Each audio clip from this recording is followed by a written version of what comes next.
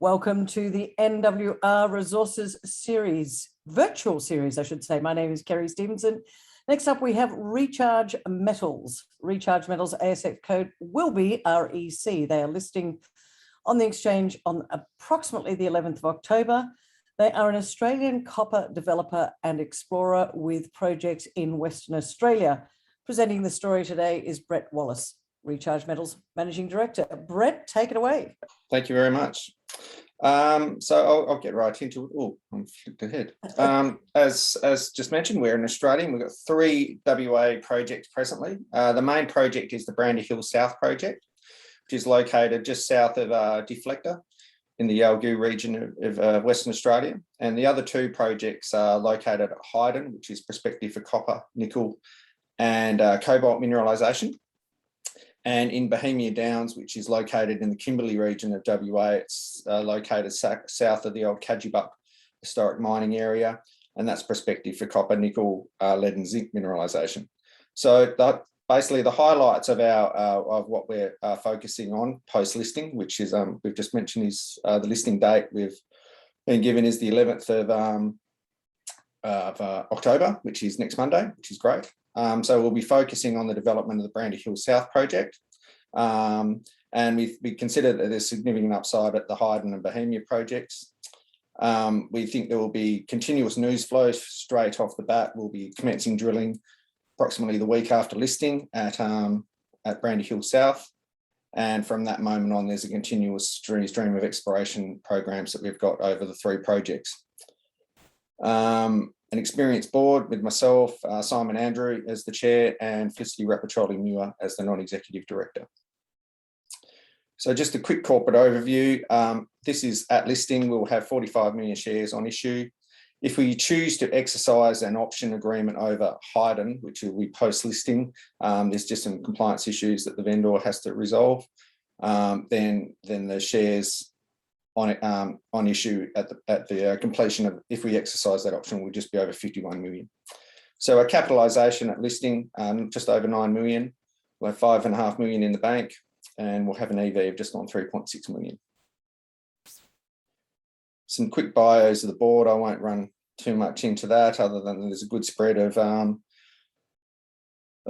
corporate, legal, and geology and technical ability over the board. And a lot of experience over a long period of time. So I'll focus straight away on the overview of the assets. So we've got Brandy Hill, close proximity to Silver Lake's Deflector project.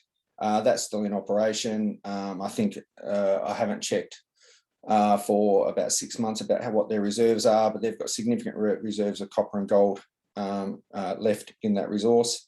There's other projects that are up and running in the region as well at Buddadoo that are also looking to commercialise their projects as well.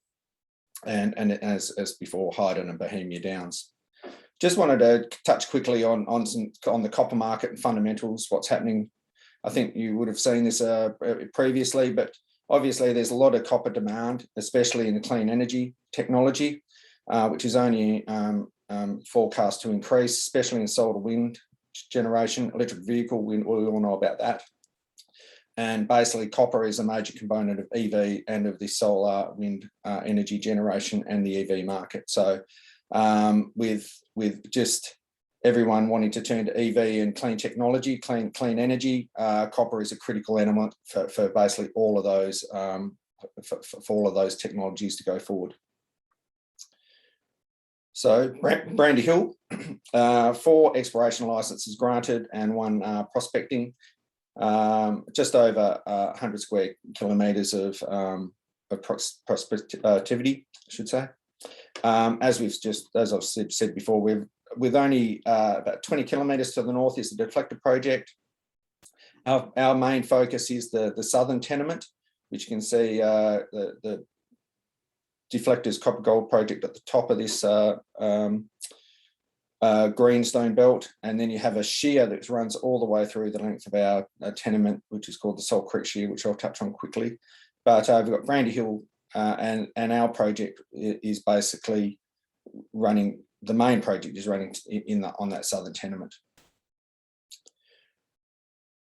You see on this slide, this is where where the main drilling campaigns have been taking place. What I'll say about these lines of drilling is that there have been, I won't say poorly designed, but they're very widely spaced. We're talking 400 metres of metre spacings between the drill lines. There hasn't been a lot of infill drilling done. And from the work that Felicity and I have done, it seems it's been very sporadic in terms of what they've been trying to achieve. They've got drill holes running in all directions. For instance, they've got holes running to the south, vertical, east. It's all over the shop really. So, but at the end of the day, there's been some good results that have come through. The main highlight is the 75 metre at 0.55% copper, finishing in mineralisation, but with a 23 metre intersection of just on 1.3% copper, and some good numbers of silver and tungsten there as well. The main geological structure running through it is the Salt Creek Shear, which effectively runs through the entire length of the tenement and all the way up through to the Deflector project.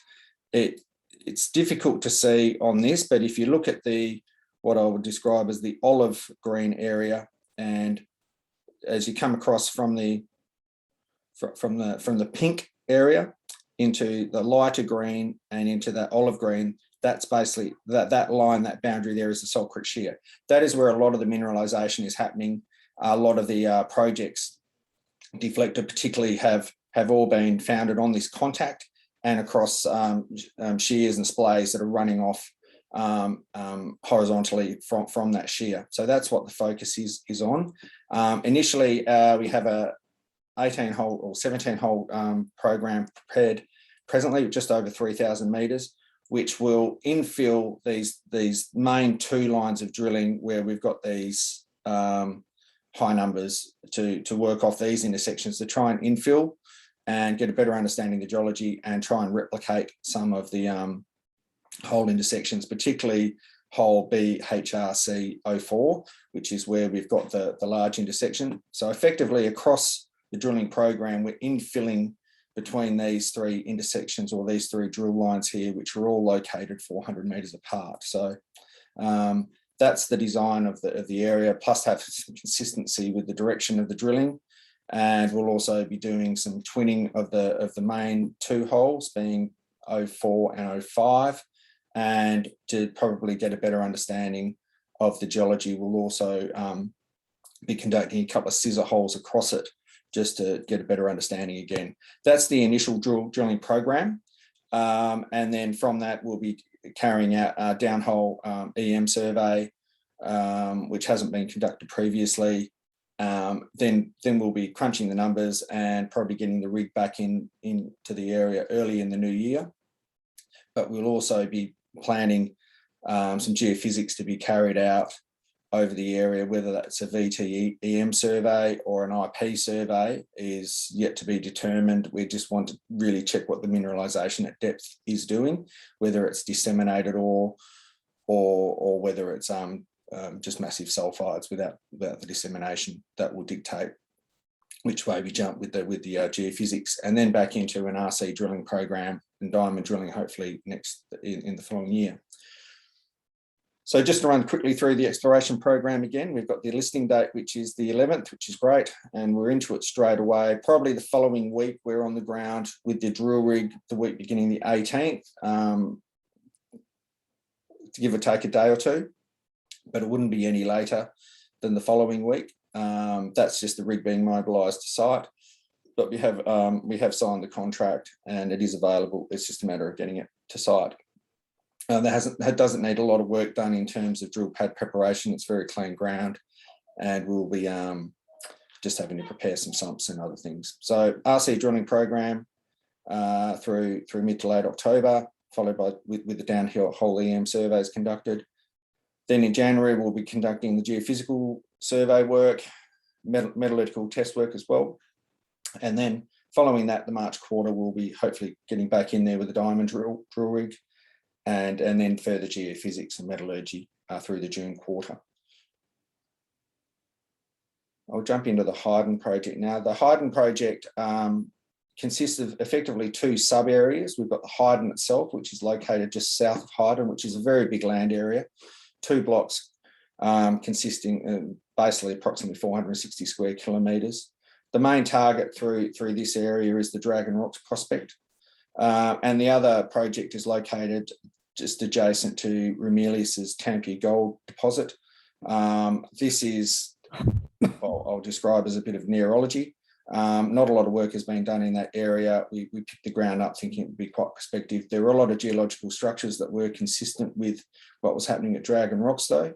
So we're considering it's a bit more prospective for the copper nickel rather than the gold, which is what Tampia's project is about.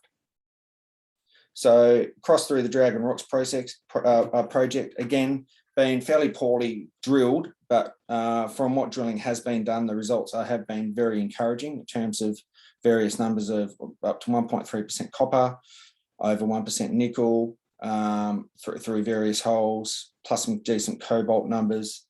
And it's located in the Forestanian nickel belt, and we're considering it's very analogous to that, which is located just 70 kilometres to the east. Surface sampling has produced a lot of elevated results in nickel, copper, chromium, and also cobalt. There is also a graphite, I'll touch on that in a second, a graphite, a graphite anomaly that runs through the project as well. We think it's an intrusion. It's not the focus, but we will be testing that work as well. The plan here is to concentrate on initially some geophysics work to get some targeted drilling areas, and to go and hit that a bit better with probably a dedicated air core program to start with, and then following up with RC later in the year. That's upon exercising the option for the tenement. The Tampia East project, as I've just said, it's fairly it's a low priority for us, but we can see through it that there's some geological structures and geophysical structures that are very consistent with what's happening at Dragon Rocks, and that's why it was appealing to us. The tenement has subsequently been granted, so it's no longer an application, and we'll be basically ready to just carry out some initial mapping and geochemical sampling work at that initially. The Bohemia Downs project is the last of the projects. It's in Kimberley's area. Both Felicity and I have got a lot of experience in the Kimberleys. It's an area that I do enjoy working in, but it is hard work. So this project and these tenements are located just south of the historic Kadjabut and Pallara mining regions. And it's located along the Pinnacle Fault along the Leonard Shelf. So there has been previous drilling carried out at depth by Mincor, and has produced some decent results. So the area that we're targeting is where the drilling has been carried out, and just to the south of those drill holes, there's what's referred to as the Mount Talbot transfer fault zone.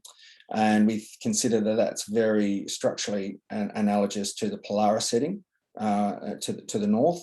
And we'll be focusing on initially just mapping out that fault and mapping out the other structures in the area, and then going back with some drilling. But as I've said, the results have been conducted or obtained at depth, so it will be a large program. So at the moment for this project, we're just carrying out conducting negotiations with the native title parties for heritage agreements. Had some fairly good meetings so far. I'm actually travelling to site for an in-country meeting with them, with all the native title groups at the end of this month. That's just a meet and greet and an in-country visit. And following that, we should resolve the heritage agreements and have all them signed, and then the tenants will be granted, and then we can get into the mapping. If some of you aren't aware, the Kimberley region you are very dictated by the weather. So really there's a bit of downtime through December, January, through to about March with the cyclone season. finishes. Not quite as affected here in south of Fitzroy Crossing as we are in some areas, but we still need to be able to fly in there and drive in there. So if there are cyclones in the area, we won't be able to get in there. So it gives us an opportunity to really focus on what we want to be focusing on at present, which is Brandy Hill South. And then if the compliance issues are resolved with Hyden, then we can get in there and get those, exercise that option and start work on those projects. And then finally, we'll be up mid-year carrying out what work we need to initially on the Bohemia Downs project. So in summary, we think we've got a very tight cap structure. The EV is very appealing at 3.6, the copper focus, with other minerals also identified in there, being particularly copper gold at Brandy Hill, but also the copper nickel cobalt story at Hyden. At Brandy Hill South, the program of work is being granted and approved by the Department of Mines. We have the drilling contractor secured, which is Impact Drilling.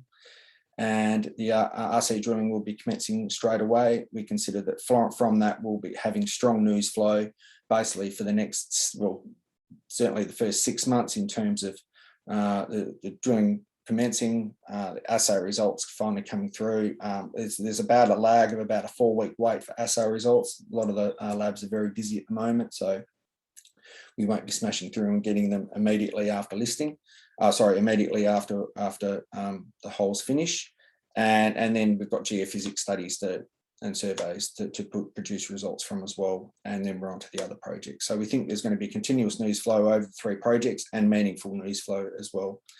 And it's also driven, we think, the strong macro outlook for the copper price, driven by supply and demand, and pushing up through, as I've touched on, those clean energy technologies is really going to push the value of copper up in basically for the next 5-10 years. So it gives us a lot of confidence that we're looking for the right commodity. That's it, really short and sweet. So good, excellent, Brett. Really, really exciting times for you. 1 week to go. Yes. Let's start my little video over here. Yeah, really exciting projects that you've got over there in Western Australia. Just a reminder, if you would like to ask a question, you're listening to Brett right now, please enter it into the Q&A panel down in the lower bar panel within Zoom. And I promise you, I will get that question answered to Brett. Meanwhile, because they're all half asleep at the moment, Brett, I'll ask the question. You've talked about you've got the drill rigs and you're going to be starting to drill. Are you doing drilling now? Are you going to wait until after listing? So I'm kind of getting to what the news flow will look like, I guess, for the rest of the year. Yeah. So we're just preparing the drill pad, not necessarily the pads, but the drilling area at the moment. So I'll be back up on site tomorrow, and again straight after listing next week. And the drill rig is mobilising on the 18th to site. So give or take a couple of days of the 18th, we should be drilling sometime that week. At the latest, it will be later in the week, but sometime week beginning the 18th is what we... Okay, so with that in mind, there will be news flow going right through the end of the year. So straight after listing, what will happen is we will have probably a slightly refined version of this presentation that will go up onto the website post-listing through the announcements, and then we'll also announce that the drilling contractor has been signed and we're commencing drilling on this date, or on or about this date will be what that announcement will come out early next week. Okay, terrific. Brenton is asking, what does the top 20% currently hold? Top 20% currently holds about 20%. So nice tight capital structure there. I'd like to know what attracted you to Brandy Hills as a target for. It was introduced to us by a third party, and I knew the area reasonably well, but it just seemed that there was some exceptional drill results with nothing really happening with them. So the vendor that we acquired it off wasn't really an explorer or developer. They weren't necessarily what I'll describe as a flipper of projects either, but they had stockpiled some very good projects, and they had done enough work to give them a bit of upsize. So we actually got it at a very cheap valuation, to be honest. When we put the bid in, they wanted cash rather than having equity in the company for whatever reason. But that's had the result of having us have a very good EV, because if we had to issue them a lot of shares, obviously our EV would have been a lot bigger than it is. So it has given us a tighter cap structure and a better EV, and they're very happy. So we acquired the project. We actually paid for the project prior to listing, so it's not conditional upon listing.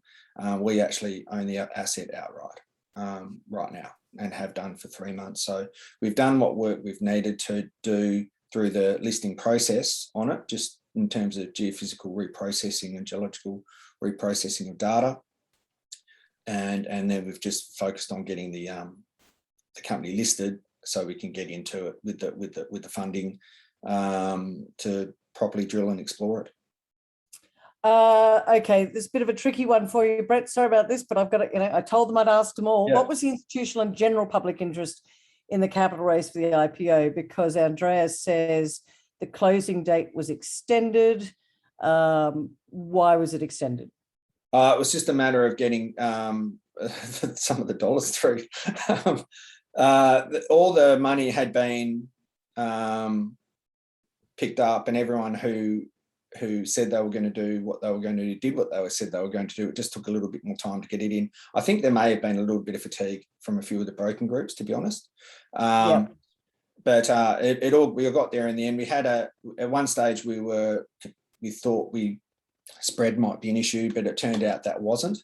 We had good spread. We had really strong backing through PAC, who led it and did a fantastic job. There was also some great support there through Euros Hartley's in Perth, and part of their institutional team raised a fairly sizable chunk of money through their group. Plus, on the Hartley's retail side, they raised a bit as well. And also, at the end of the day, Brett, it's done. It's done, Andrea. So whether it was extended a little bit or not, he's got some great copper projects. But we're running out of time. Brett, I want to ask you a question, because you know me, I'm the gold lady, I'm a gold nerd.